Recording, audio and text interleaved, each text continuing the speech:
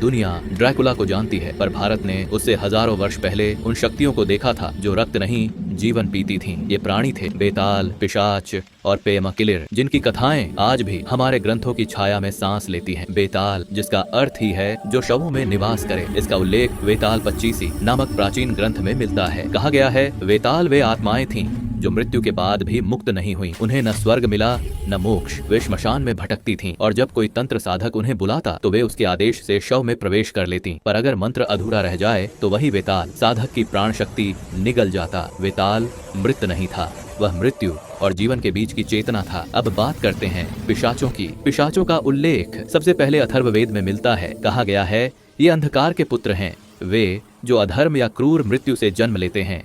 पिशाच मनुष्य के शरीर में नहीं उसके मन में प्रवेश करते हैं। वे उसकी बुद्धि को भ्रमित करते और उसकी आत्मा को धीरे धीरे ग्रस लेते। कात्यायनी तंत्र में कहा गया है जो योद्धा अन्यायपूर्ण मृत्यु पाते वे पिशाच बन जाते। उनका शरीर मिट जाता पर भूख नहीं मिटती। वे मनुष्य के भय, क्रोध और लालच से अपना पोषण करते। महाभारत के कर्ण पर्व में लिखा है युद्ध के पश्चात जब रणभूमि रक्त से भीग जाती तो रात्रि के अंतिम प्रहर में पिशाच उतरते थे। वे शरीर नहीं छाया खाते थे। और अब आते हैं सबसे प्राचीन जीवों पर, पेय और पेयमकिलिर। भारत के दक्षिण में तमिल भूमि पर उन्हें पेय कहा गया, अर्थात जो भय उत्पन्न करे। इनका वर्णन संगमकालीन ग्रंथों शिलप्पदिकारम और मणिमेकलय में मिलता है।